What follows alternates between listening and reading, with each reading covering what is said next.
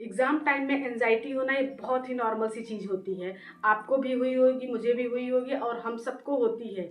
चाहे आप first to 9 तक के स्टूडेंट हों या फिर आप उनके पेरेंट्स हों या फिर आपका बच्चा बोर्ड एग्ज़ाम को फेस करने वाला हो या फिर क्लास नर्सरी, फर्स्ट, सेकंड किसी भी क्लास में हो सकता है। बट हर किसी को एग्ज़ाम एंग्ज़ायटी होती है।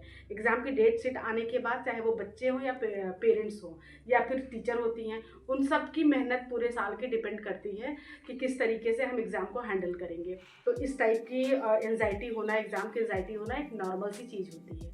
फ्रेंड्स, अगर हमारी एग्ज़ाम एंग्ज़ायटी टाइम पर हम कंट्रोल ना करें तो ये हमारे रिजल्ट पे इफ़ेक्ट डाल सकती है। सो फ्रेंड्स, यहाँ पर हम कुछ पॉइंट्स पे बात करते हैं। डेफिनेटली अगर आप यूज़ करते हैं, आप रूटीन में लाते हैं, अपनी हैबिट्स में इन्वॉल्व करते हैं, आपका रिजल्ट पॉजिटिव आएगा और आपको एग्ज़ाम एंग्ज़ायटी कंट्रोल करने में हेल्प मिलेगी। सो फ्रेंड्स, बिना टाइम वेस्ट किए आज का मैं अपना वीडियो स्टार्ट करती हूँ। फ्रेंड्स, जब भी एग्ज़ाम की डेट शीट आपके पास आती है, एक स्मार्ट रिवीजन प्लान बनाएं। स्मार्ट रिवीजन प्लान से मेरा मतलब है कि जो भी आप लर्न कर रहे हैं वो ऑब्वियस है कि अब आपके पास स्टडी का टाइम नहीं बचा है। आपके पास टाइम सिर्फ और सिर्फ रिवीजन का बचा हुआ है। स्टडी का टाइम तो अब जा चुका है। उसके लिए एक स्मार्ट स्टडी प्लान बनाएं जिससे आप स्मार्टली अपना रिवीजन कर सकें। उसके लिए आप एक छोटा सा एग्जाम्पल मैं दूंगी। आप एक A4 साइज शीट लीजिए, इसके 3 कॉलम्स बनाइए। फर्स्ट कॉलम में सब्जेक्ट लिखिए, दूसरे कॉलम में टाइम लिखिए, तीसरे कॉलम में डिटेल एंड डेट लिखिए। इससे क्या होगा, फॉर एग्जांपल आपने एसएसटी की पढ़ाई करनी है आपको, तो फर्स्ट जो कॉलम आपने लिया सब्जेक्ट वाला उसमें आपने एसएसटी डाला, दूसरे कॉलम में आपने टाइम डाल दिया कि कितने टाइम तक आप पढ़ने वाले हैं। फॉर एग्जांपल 10:30 टू 11:30 1 घंटे आप एसएसटी पढ़ने वाले हैं। उसके बाद डिटेल में आते हैं कि कौन कौन सा चैप्टर आपने रीड किया है और डेट में आते हैं किस डेट को रीड किया है। इसको आप जब आपकी डेट शीट आ जाए उस टाइम पे इसको ज़रूर मेंटेन करें।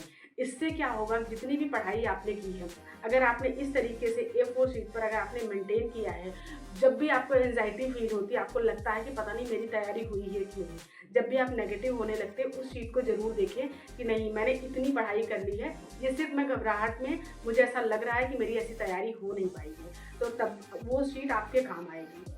दूसरी चीज़, जो प्रीवियस ईयर के क्वेश्चन पेपर्स हैं उसको ज़रूर सॉल्व करें, उससे आपको बहुत हेल्प मिलेगी।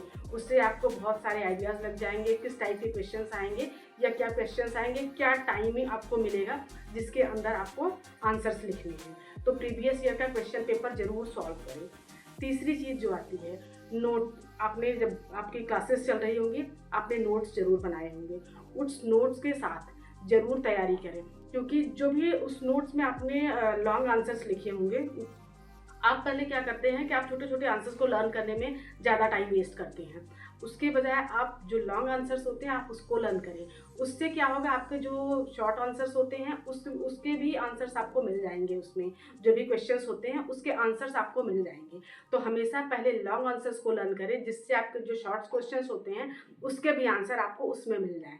तो हमेशा तैयारी कैसे करनी है याद रखिए, पहले आपको लॉन्ग आंसर्स लर्न करने हैं। इस तरीके से अगर आप करते हैं बहुत ही स्मार्टली, बहुत ही अच्छे से आप अपने एग्ज़ाम को फेस करेंगे और आपकी एंग्जायटी भी कम होगी। आपको कम टाइम में ज़्यादा क्वेश्चंस लर्न हो जाएँगे। तीसरी चीज़ आते हैं, पॉजिटिव सोच रखें। नेगेटिविटी आना, इस टाइम पे नेगेटिव सोच होना, ये बहुत ही नॉर्मल सी बात होगी, क्योंकि ऑब्वियस है आप एग्ज़ाम देने जा रहे हैं, जब एंग्जायटी हो रही है उस टाइम पे तो ऑब्वियस है पॉजिटिव तो नहीं रहेंगे आप, नेगेटिविटी तो थोड़ी बहुत आएगी ही आएगी। जब भी आपको लगता है कि मैंने याद ही नहीं किया, मुझे तो कुछ याद नहीं, मैं तो एग्ज़ाम देने में इस बार बहुत ही वो हो जाऊँगा, परेशान हो जाऊँगा, मेरी तो तैयारी ही नहीं हुई है, ये हर किसी को होती है। उस टाइम पे पॉजिटिव रहना बहुत ज़रूरी होता है। इसमें टाइम वेस्ट करने के बजाय आप ये सोचिए कि आपने कितनी तैयारी करी है और हमेशा अपने आप से भी बोलिए आप कि नहीं, इस बार मैं लास्ट ईयर या लास्ट यूटी या हाफ ईयरली एग्ज़ाम से बेस्ट देने वाला हूँ। इस टाइप की पॉजिटिव सोच आप हमेशा बना कर के रखें, क्योंकि आप जिस चीज़ को जितना खुराक देंगे वही आगे बढ़ेगी। अगर आपको लगेगा कि मेरी तो तैयारी नहीं है, तो ऑब्वियस है जितनी तैयारी आपने की है वो भी सब चली जाएगी। तो कभी भी नेगेटिव को दवा मत दीजिए, पॉजिटिव सोच को बढ़ाएं, इससे लगेगा आपको कि हाँ मेरी तैयारी हुई है और आपका कॉन्फिडेंस बढ़ेगा। तीसरी चीज़ आती है फ्रेंड्स, जो बहुत इंपॉर्टेंट होती है, एटलीस्ट एग्ज़ाम टाइम पर तो इस चीज़ को बिल्कुल ही अवॉइड ना करें, एक रिलैक्सिंग टेक्निक ज़रूर यूज़ करें। रिलैक्सिंग टेक्निक से मेरा मतलब है, आपकी एग्ज़ाम डेट शीट आ गई है, आपकी तैयारी चल रही है, ऑब्वियस है आप बहुत थक रहे हैं, रूटीन बिल्कुल स्टक हो गए हैं, आपको लग रहा है आपके पास टाइम नहीं बच रहा है, बट उस टाइम में आपको रिलैक्स होना बहुत ज़रूरी होता है। उसके लिए आप जो योगा, मेडिटेशन जैसी चीज़ों को ज़रूर इन्वॉल्व करें। या आप जो डीप ब्रीदिंग एक्सरसाइज होती है, इसको कभी मत भूलिए। मैं अपनी हर वीडियो में आप लोगों को, चाहे वो बच्चे हो या पेरेंट्स हो, आप लोगों को मेडिटेशन की हमेशा सलाह देती हूँ। तो एग्ज़ाम टाइम में जब आप आपके बच्चे हो या फिर आप बच्चे की प्रिपरेशन करा रहे हैं, इस टाइम का आपको रिलैक्स रहना और शांत रहना बहुत ज़रूरी होता है। तो मेडिटेशन ज़रूर करें और बच्चों को कराएं। ये आपकी रिस्पॉन्सिबिलिटी होगी उस टाइम पे, क्योंकि आपने बच्चे की बहुत सारी एक्सपेक्टेशन रख रखी है इस टाइम पे, वो उसको पूरे करने में लगे हैं। तो मेडिटेशन कराना और डीप ब्रीदिंग एक्सरसाइज कराना, ये आपका काम है। इसकी रिस्पॉन्सिबिलिटी आप पेरेंट्स ले लीजिए इस टाइम के लिए। बाद में उनकी रूटीन में आप डालिएगा तो ऑब्वियसली वो धीरे धीरे करने लगेंगे, आपका ये काम हट जाएगा। बट एग्ज़ाम के टाइम में इन चीज़ों को आपका ध्यान रखना होगा।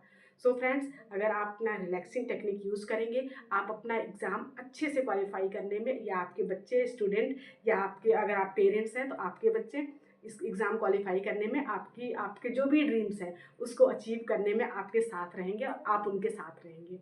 तीसरी चीज़ आती है सेल्फ मोटिवेशन। सेल्फ मोटिवेशन बहुत ज़रूरी होता है। आपका जब भी कॉन्फिडेंस डाउन होने लगे, लगता है ना कि नहीं मुझे नहीं आ रहा है इस टाइम पे, जैसा कि अभी मैंने बताया आपको, ये चीज़ें बहुत ही नॉर्मल सी बात होती है। आप अपने लास्ट ईयर का जो भी लास्ट ईयर या फिर लास्ट एग्ज़ाम का जो भी आपने मार्क्स स्कोर किए हैं, उसको ज़रूर चेक करें। आपको कॉन्फिडेंस बढ़ेगा कि नहीं, अब मुझे आता है, मैंने यहाँ तक मैं पहुँचा हूँ या मैं पहुँची हूँ, आगे भी मुझे पहुँचना है। तो हमेशा सेल्फ मोटिवेट करते रहें, आपको बहुत हेल्प मिलेगी। नेक्स्ट आते हैं राइटिंग प्रैक्टिस। जब आपकी डेट शीट आ जाए, क्या होता है, बहुत सारी तैयारी कर रहे होते हैं बट राइटिंग को हम भूल जाते हैं। मत भूलिए, राइटिंग का पार्ट उतना ही रोल निभाता है जिस तरीके से आपने सारी तैयारियां की, बहुत इंपॉर्टेंट रोल निभाता है। राइटिंग को बिल्कुल भी साइड मत कीजिए, उसको बिल्कुल साथ में लग के चलिए। क्या होता है, आपने सारी तैयारी कर ली पर अगर आपकी राइटिंग ही अच्छी नहीं है तो किसी को समझ ही नहीं आएगा कि आपने लिखा क्या है। क्या फ़ायदा हुआ इस चीज़ का? कोई फ़ायदा नहीं होगा। अपनी राइटिंग पर ज़रूर ध्यान रखें। उसके लिए आप एक टाइम फिक्स कर लीजिए, 5 टू 10 मिनट्स में आप देखिए आप 1 पेज या फिर हाफ पेज, हाफ पैराग्राफ कितना लिख पा रहे हैं इस टाइम के अंदर, और आपकी हैंड राइटिंग कैसी बन रही है, इस बात का ज़रूर ध्यान रखें। क्योंकि आपके एग्ज़ाम टाइम में आपने क्या लिखा है, उसको टीचर को या एग्जामिनर को समझ आना बहुत ज़रूरी होता है। इसलिए आपकी राइटिंग बहुत इंपॉर्टेंट होती है। हमेशा अपनी राइटिंग प्रैक्टिस, जब आपकी डेट शीट आ जाए, बाकी रिवीजन के साथ साथ, अगर आप जो भी रिवीजन कर रहे हैं उसके साथ साथ राइटिंग प्रैक्टिस को बिल्कुल साइड मत कीजिए, उसको साथ में लेकर के चलिए। सो फ्रेंड्स, आज के लिए इतना ही। वीडियो में बने रहने के लिए आपका बहुत बहुत शुक्रिया। फ्रेंड्स, जब आपका रिजल्ट आ जाए तो कमेंट बॉक्स में ज़रूर मेंशन करके बताइएगा आपको कितनी यूज़फुल लगी video. Friends, thank you so much video में लास्ट तक बने रहने के लिए। वीडियो पसंद आई हो तो लाइक एंड सब्सक्राइब ज़रूर कर दीजिएगा। Thank you.